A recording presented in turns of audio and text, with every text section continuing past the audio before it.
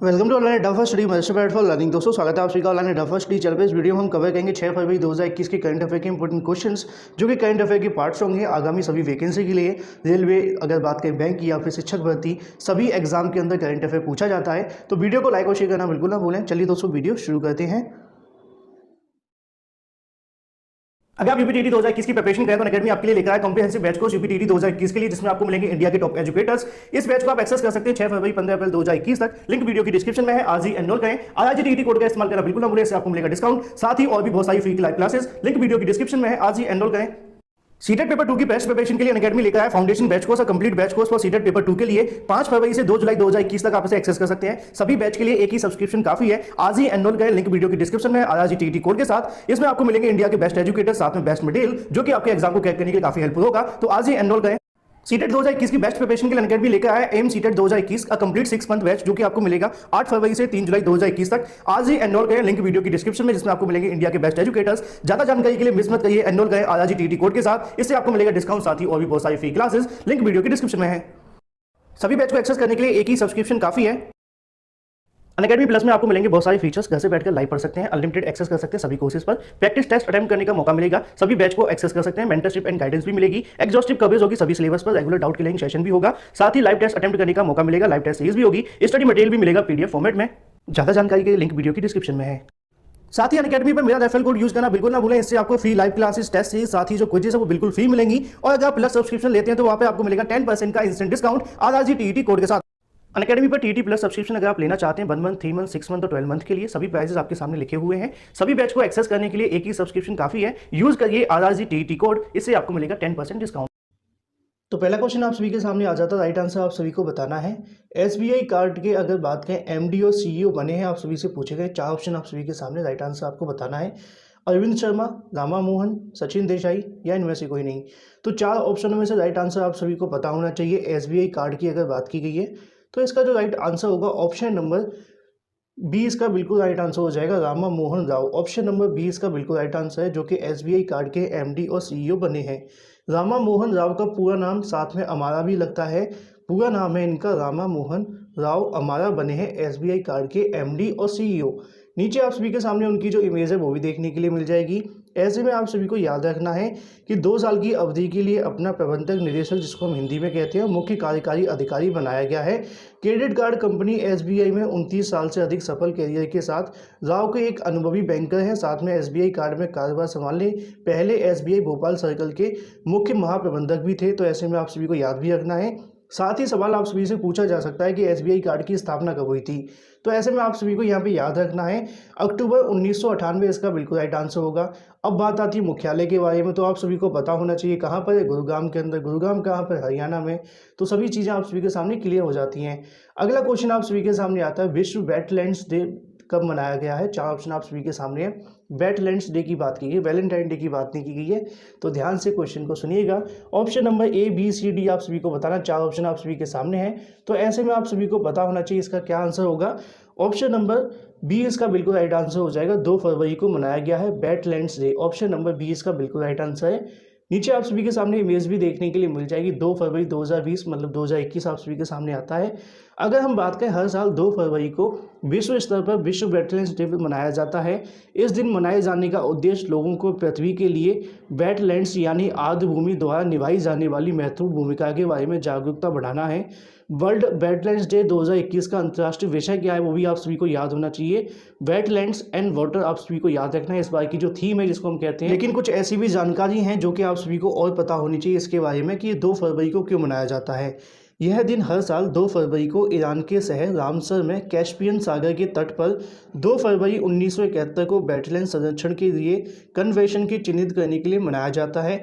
विश्व वेटलैंड्स दिवस पहली बार 1997 में मनाया गया था, ये भी आपको पता होना चाहिए। अब ऐसे में आपसे पूछा जाएगा कि वेटलैंड्स के प्रकार क्या होते हैं, जो कि मैं आप सभी के लिए यहाँ पे लिख करके लाया हूँ। तटीय वेटलैंड्स अगर आपसे पूछे जाए तो कौन कौन से प्रकार होते हैं, मैंग्रोव्स, एस्ट्रीज, खारे पानी की दलदली भूमि, लेगून आदि आप सभी इसके बीच में आते हैं। अब आपसे पूछा जाता है कि अंतर्देशीय आर्द्र भूमि के बारे में, तो दलदली भूमि, झीलों के जलयुक्त दलदली वन भूमि या फिर नदियों में बाढ़ और तालाब। मानव निर्मित वेटलैंड्स कौन से होते हैं ये भी आप सभी को पता होना चाहिए। मछली के तालाब, नमक और चावल के धान। ऐसे में आप सभी को पता रखना है, बस एक एक उदाहरण पूछा जाएगा। अगला क्वेश्चन आप सभी के सामने आता है कि पहली एशियाई ऑनलाइन शूटिंग चैंपियनशिप में भारत ने कितने पदक जीते हैं। चार ऑप्शन आप सभी के सामने, राइट आंसर आप सभी को बताना है। ऑप्शन नंबर ए, बी या फिर सी। तो भारतीय निशानेबाजी दल ने कुवैत शूटिंग फाउंडेशन में, फेडरेशन हम कह सकते हैं, आयोजित पहली एशियाई ऑनलाइन शूटिंग चैंपियनशिप की पदक तालिका में टॉप किया है, मतलब कि पहले नंबर पर रहे हैं। तो ऐसे में आपको 100% याद रखना है। इसका जो राइट आंसर होगा, ऑप्शन नंबर आप सभी के सामने देखने के लिए मिलेगा 11 पदक। ऑप्शन नंबर 20 का बिल्कुल राइट आंसर हो जाता है 11, नॉट 12, ठीक है। तो ऐसे में ये तो बात हो जाती है कि भाई 11 पदक जीते हैं। तो इस बार अगर पूछा जाए आप सभी से कितने लोगों ने भाग लिया था, कितने सदस्य, लगभग 24 सदस्य यहाँ पे भारतीय शूटिंग दल के थे, जिनमें से कुल 11 पदक जीते हैं, जिसमें 4 स्वर्ण पदक हैं, 2 रजत हैं जिसको हम सिल्वर भी कहते हैं, और 5 कांस्य पदक जिसको हम ब्रॉन्ज कहते हैं, है ना। इस प्रतियोगिता में 22 एशियाई देशों के 274 निशानेबाजों ने हिस्सा लिया था। नीचे आप सभी के सामने उनकी इमेज आ जाती है। तो ऐसे में आप लोग यहाँ पर देख सकते हैं, first Asian online shooting championship 29 जनवरी से लेकर 30 जनवरी 2021 के बीच में हुई थी कुवैत में। सवाल पूछा जा सकता है कि स्वर्ण पदक किसने जीते हैं और गोल्ड मेडल। तो ऐसे में आप सभी के सामने यहाँ पे देखने के लिए मिलेगा, सबके नाम आप सभी यहाँ पे देख सकते हैं। तो अगर बात की जाए गोल्ड मेडल को लेकर, 10 मीटर एयर पिस्टल में यहाँ पे सौरभ चौधरी ने जीता है, ठीक है। 10 मीटर एयर पिस्टल में यहाँ पे दिवांशी सिंह ने भी जीता है, ठीक है। साथ में दिव्यांश सिंह ने, कियान चेनाई ने यहाँ पे मेंस ट्रैप में जीता है, राजेश्वरी कुमारी के लिए वुमेंस में यहाँ पे जीता है। तो ऐसे में आप सभी को याद रखना है, ठीक है। नीचे आप सभी के सामने सिल्वर को लेकर भी आ जाएगा, सिल्वर में किसने जीता है वो भी आप सभी यहाँ पे देख सकते हैं 10 मीटर के अंदर, ठीक है। अर्जुन ने, श्रेयसी ने यहाँ पे जीता है विमेंस के अंदर ट्रैप में। साथ में ब्रॉन्ज को लेकर भी आता है मनु भाकर, आप सभी जानते होंगे, है ना, विमेंस में 10 मीटर में जीता है ब्रॉन्ज मेडल, ठीक है। दीपक और मनीष पृथ्वी और साथ ही सर्वजोत भी आप सभी को याद रखने हैं। तो इसका आप लोग एक बार स्क्रीनशॉट ले लेना वीडियो को पॉज करके, इतनी जानकारी आप सभी के लिए काफ़ी है। अगला क्वेश्चन आप सभी के सामने आता है कि नासा के कार्यवाहक के रूप में प्रमुख बने हैं। 4 ऑप्शन आप सभी के सामने, राइट आंसर आप सभी को बताना है। रितु शर्मा, अनिकेत वर्मा, भव्या लाल या ऑप्शन नंबर ए। तो 4 ऑप्शनों में से आप सभी को बताना राइट आंसर क्या होगा। तो इसका जो राइट आंसर होगा ऑप्शन नंबर सी, इसका बिल्कुल राइट आंसर हो जाएगा। भव्या लाल नासा के कार्यवाहक प्रमुख बने हैं। तो ऐसे में आप सभी को याद रखना है, बनी है वैसे फीमेल है।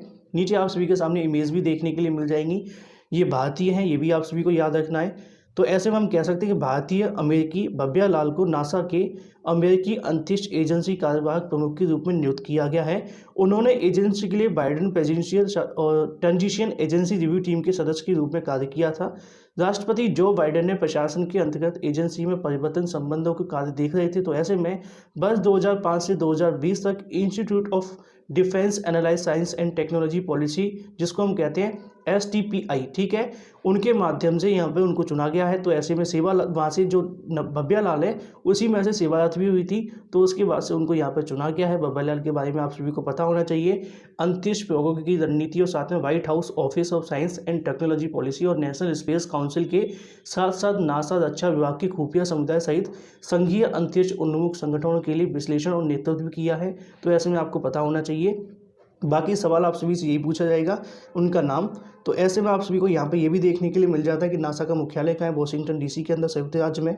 स्थापना कब हुई थी, 1 अक्टूबर 1998 में। इतनी जानकारी आपके लिए काफ़ी है। वीडियो को लाइक और शेयर अवश्य कर दिया करें। अगला क्वेश्चन आप सभी के सामने आता है, तमिलनाडु ने डैश को हराकर, आपसे पूछा गया तमिलनाडु ने डैश को हराकर जीती है सैयद मुश्ताक T20 ट्रॉफी। अब तमिलनाडु ने किसको हराया, तो आपको बताना है बड़ौदा, आंध्र प्रदेश, उत्तराखंड या इनमें से कोई नहीं। 4 ऑप्शनों में से राइट आंसर आप सभी को बताना है किसको हराया गया है। तो यहाँ पर जो हराया सैयद मुश्ताक अली ट्रॉफी जीती है, वो आप सभी को याद रखना 2020 और 21 की हम बात करें, ठीक है, पूछी जा सकती है।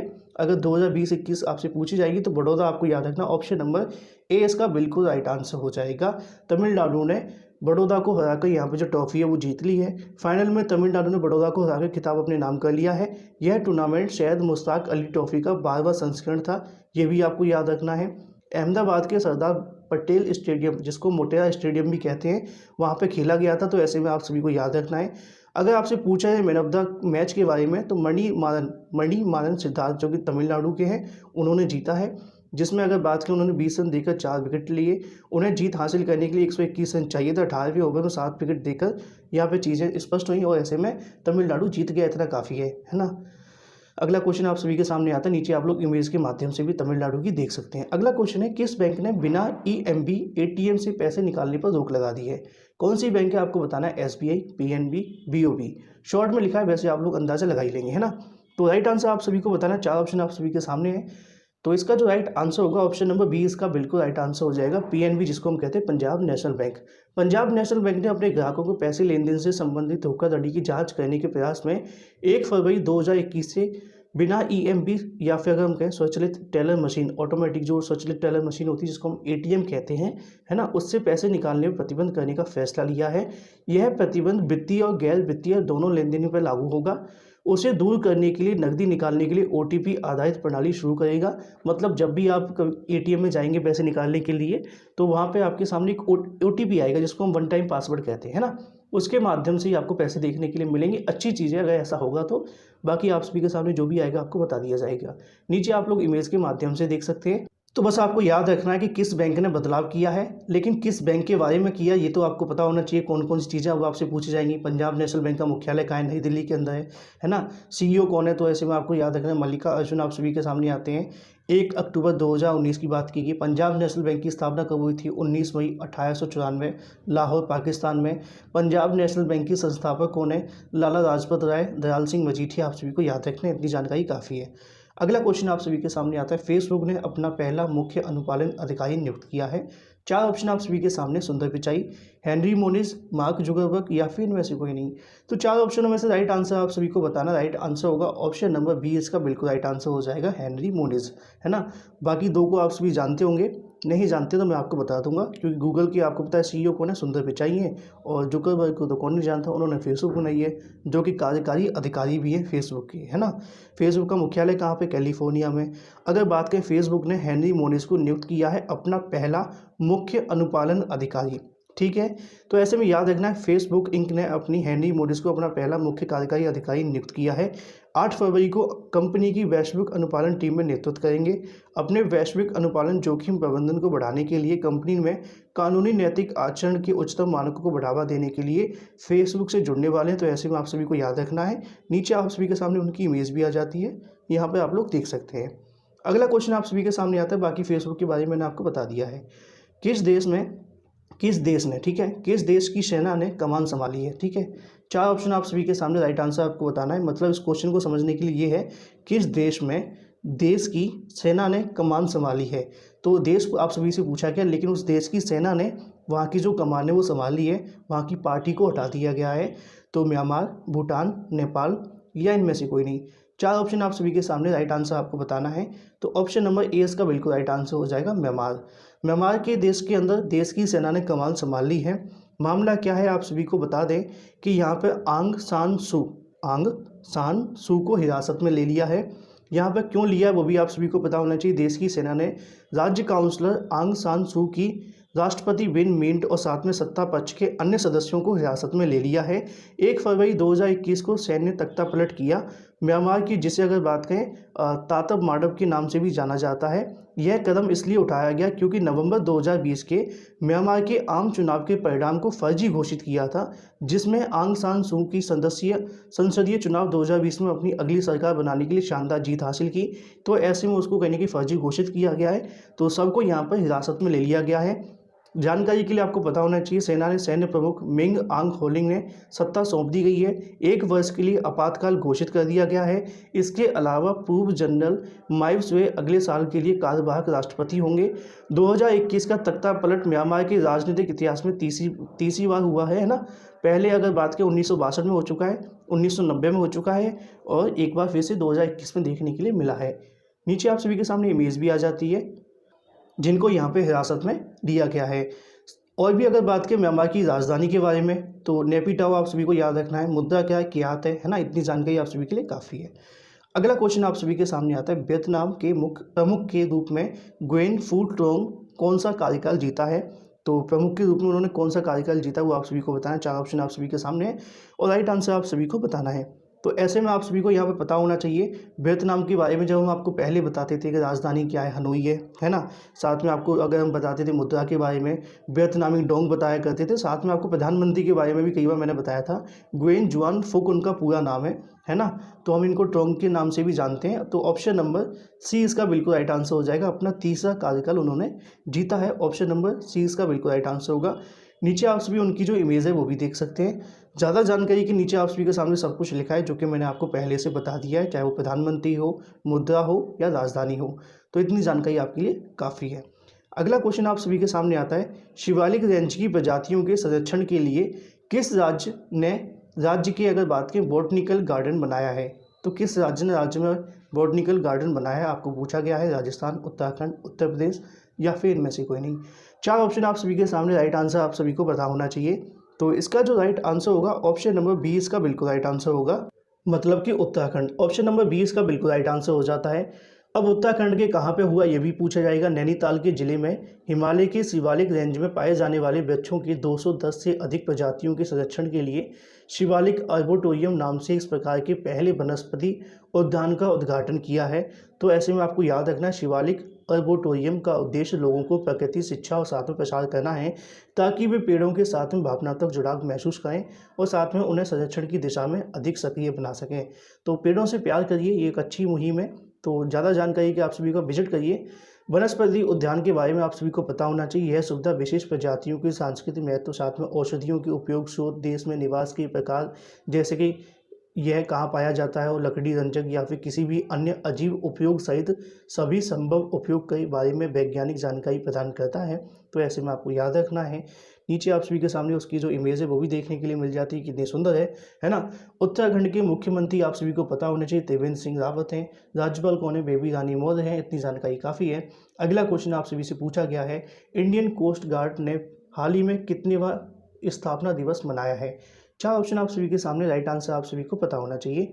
तो इंडियन कोस्ट गार्ड की यहाँ पर जो बात है वो की गई है, तो आपको याद रखना है 45वां। ऑप्शन नंबर ए इसका बिल्कुल राइट आंसर हो जाएगा। 2021 के अंदर इंडियन कोस्ट गार्ड, जिसको हम आईसीजी कहते हैं, 1 फरवरी 2021 को अपना 45वां स्थापना दिवस मनाया है। आईसीजी को औपचारिक रूप से 1 फरवरी 1977 को भारतीय संसद के तटरक्षक अधिनियम 1978 द्वारा स्थापित किया गया था।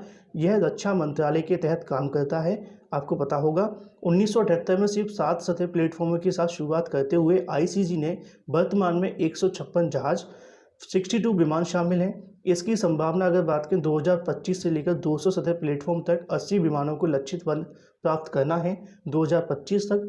साथ ही आप सभी से पूछा जा सकता है कि भारतीय तटरक्षक के महानिदेशक कौन है। कई बार मैंने आपको बताया नटराजन करके, आप याद रखेंगे तो आपको याद भी हो जाएगा। नीचे आपके सामने इमेज आती है और महानिदेशक का नाम आता है कृष्ण स्वामी नटराजन। अगला क्वेश्चन आप सभी के सामने आता है, 8वें भारतीय अंतर्राष्ट्रीय मेले में पूछा गया, मैं नहीं है यहाँ पर, ठीक है। अंतर्राष्ट्रीय रेशम मेले का उद्घाटन किसने किया है। 4 ऑप्शन आप सभी के सामने। 8वें भारतीय अंतर्राष्ट्रीय रेशम मेले का उद्घाटन आप सभी को बताना है, नरेंद्र मोदी, स्मृति ईरानी या फिर निर्मला सीतारमन। 4 ऑप्शन आप सभी के सामने, राइट आंसर आप सभी को बताना है। तो ऐसे में ये काफ़ी सिंपल सा क्वेश्चन आप सभी के लिए हो जाएगा, क्योंकि रेशम क्या होता है, कपड़े के लिए यूज़ किया जाता है ना, और कपड़ा मंत्री कौन है, स्मृति ईरानी है। तो ऑप्शन नंबर 20 का बिल्कुल राइट आंसर हो जाएगा। केंद्रीय कपड़ा मंत्री स्मृति ईरानी ने 31 जनवरी 2021 को वर्चुअल पोर्टल पर 8वें भारतीय अंतर्राष्ट्रीय रेशम मेले का उद्घाटन किया है। कोविड-19 की महामारी के कारण भारतीय रेशम निर्यात संवर्धन परिषद के वर्चुअल प्लेटफॉर्म पर 5 सदस्यीय कार्यक्रम आयोजित किया जा रहा है। इस मेले का भारत का सबसे बड़ा रेशम मेला माना जाता है। तो ऐसे में आप सभी को याद भी रखना है, ठीक है। तो अगर हम बात करें मेले के बारे में, 200 से अधिक विदेशी खरीदार, साथ में भारत में उनकी प्रतिनिधियों का सम्मान की संख्या 100 से अधिक प्रसिद्ध और साथ में बड़ी भारतीय कंपनियों के साथ बातचीत करने के लिए भाग ले रही है। रेशम और रेशम में मिश्रित उत्पादों के निर्माण का व्यापार करती है। भारत दुनिया का एकमात्र देश है जो रेशम की सभी 4 प्रमुख किस्मों को, शहतूत, एरी, तसर या मूंगा का उत्पादन करती है। तो ये 4 किस्म आप सभी को याद रखनी, पूछी जा सकती हैं। बाकी आप सभी जानते हैं इनको, है ना। अगला क्वेश्चन आप सभी के सामने आता है, हाल ही में प्रसिद्ध सिसिली टाइसन का निधन हुआ है। 4 ऑप्शन आप सभी के सामने, राइट आंसर आपको बताना है। इनका नाम है सिसिली टाइसन, ठीक है। तो कवि हैं, अभिनेत्री या फिर लेखक, तो उनका निधन हो गया है। तो ऐसे में आप सभी को याद रखना है उनके बारे में। 4 ऑप्शनों में से राइट आंसर आप सभी को पता होना चाहिए। तो प्रसिद्ध अभिनेत्री, ऑप्शन नंबर 20 का बिल्कुल राइट आंसर हो जाएगा। प्रसिद्ध अमेरिकी अभिनेत्री सिसिली टाइसन का निधन हो गया है। सिसिली टाइसन प्रसिद्ध ब्लैक एक्टर जिन्होंने साउंडर में शेयर क्रॉपर की पत्नी के रूप में अपनी भूमिका के ऑस्कर नामांकन प्राप्त किया। 88 वर्ष की आयु में 2013 में टोनी पुरस्कार जीता। उन्होंने अगर बात करें the autography of miss Jain Pitman में टीवी दर्शकों का दिल को छुआ। तो ऐसे में 110 साल पुरानी गुलाम की भूमिका के लिए 2 अमीज भी जीते हैं। तो आप सभी को याद रखना है उनका नाम, ऑप्शन नंबर 20 का बिल्कुल राइट आंसर हो जाएगा, सिसिली टाइसन। नीचे आप सभी उनको इमेज के माध्यम से भी देख सकते हैं। वहीं अगर बात करें अपने अगले क्वेश्चन के बारे में, महिंद्रा फाइनेंस ने नए अध्यक्ष चुने हैं। 4 ऑप्शन आप सभी को बताना, राइट आंसर आपको बताना है। महिंद्रा फाइनेंस के नए अध्यक्ष कौन बने हैं? अमित बनर्जी, अनीश शाह, अंजलि देसाई या इनमें से कोई नहीं। तो 4 ऑप्शन में से आप सभी को पता होना चाहिए। महिंद्रा फाइनेंशियल अगर बात करें सर्विसेज के 2 अप्रैल 2021 से बोर्ड के अध्यक्ष के रूप में जो चुने गए हैं वो है Anish Shah. Option number B इसका बिल्कुल राइट आंसर हो जाएगा। ठीक है, ऑप्शन नंबर बी। उनकी जो घोषणा है वो कर दी गई है। शाह पहले से ही कंपनी के निदेशक हैं, तो ऐसे में आपको याद भी रखना है। वह महिंद्रा एंड महिंद्रा लिमिटेड के डिप्टी मैनेजिंग डायरेक्टर और साथ में ग्रुप सीपीओ शाह धनंजय मुंगले से पद ग्रहण करेंगे। मुंगले एमएमएफएसएल के बोर्ड के एक स्वतंत्र निदेशक बने रहेंगे, तो ऐसे में आपको याद भी रखना है। सवाल आप सभी से यही पूछा जाएगा कि कौन बने हैं। दूसरा, आप सभी के सामने उनकी जो इमेज है वो भी आ जाती है। साथ ही अगर बात करें महिंद्रा एंड फाइनेंशियल सर्विसेज का मुख्यालय कहाँ पर है? मुंबई में। स्थापना कब हुई थी? 1991 में। इतनी जानकारी काफ़ी है। अगला क्वेश्चन आप सभी के सामने आता है। 2020 को वर्स्ट ईयर ऑन रिकॉर्ड घोषित किया गया है, किसके द्वारा? 4 ऑप्शन आप सभी के सामने, राइट आंसर आप सभी को पता होना चाहिए। 4 ऑप्शनों में से आप सभी को याद रखना है, इसका जो राइट आंसर होगा ऑप्शन नंबर ए इसका बिल्कुल राइट आंसर हो जाएगा। यूएनडब्ल्यूटीओ के माध्यम से 2020 को वर्स्ट ईयर ऑन रिकॉर्ड घोषित किया गया है, तो ऐसे में याद भी रखना है। नीचे आप सभी के सामने इमेज भी आ जाती है यूएनडब्ल्यूटीओ के बारे में, तो ऐसे में अगर यूएनडब्ल्यूटीओ की बात की जाए महासचिव कौन है, तो आप सभी यहाँ पे देख सकते हैं जोरो पोलो, तो यहाँ पे आपको देखने के लिए मिलेंगे पोलो लिका शिवली। ऑप्शन नंबर यहाँ पे आप सभी का ए राइट था, तो ऐसे में इनका सचिव का नाम भी आप यहाँ देख सकते हैं। इसके सदस्य कितने हैं? 159 आपको याद रखना है ना। साथ में आप सभी को ये भी याद रखना है संयुक्त राष्ट्र विश्व पर्यटन संगठन का मुख्यालय कहाँ है? मैड्रिड, मतलब कि स्पेन के अंदर है। अच्छा, यूएनडब्ल्यूटीओ के बारे में तो आपको पता होगा, है ना। टूरिज्म ऑर्गेनाइजेशन आपको याद रखना है। यूएन आप जानते हैं, डब्ल्यू से वर्ल्ड और साथ में T for tourism, O for organisation. ठीक है, तो इतनी जानकारी आप सभी के लिए काफ़ी है। लास्ट वीडियो में आप सभी से पूछा गया था 2 एक्सप्रेस वे वाला हाईवे बना है, आप सभी को बताना है हाईवे पट्टी वाला पहला राज्य बना है, तो उसका जो राइट आंसर था ऑप्शन नंबर ए उत्तर प्रदेश। वहीं अगर बात करें अपने अगले क्वेश्चन के बारे में, वीडियो को लाइक और शेयर करना बिल्कुल ना भूलें, साथ में चैनल को सब्सक्राइब करना, बेल आइकन को दबा लें। तो ऐसे में आप सभी को बताना है क्वेश्चन ऑफ द डे का आंसर, किस राज्य ने जेल पर्यटन पहल की शुरुआत की है? उत्तर प्रदेश, बिहार, महाराष्ट्र या इनमें से कोई नहीं। तो वीडियो को लाइक और शेयर करके साथ में चैनल को सब्सक्राइब कर लें। फ्लैश वीडियो के माध्यम से नई वीडियो कैसी लगी कमेंट करके बताना बिल्कुल ना।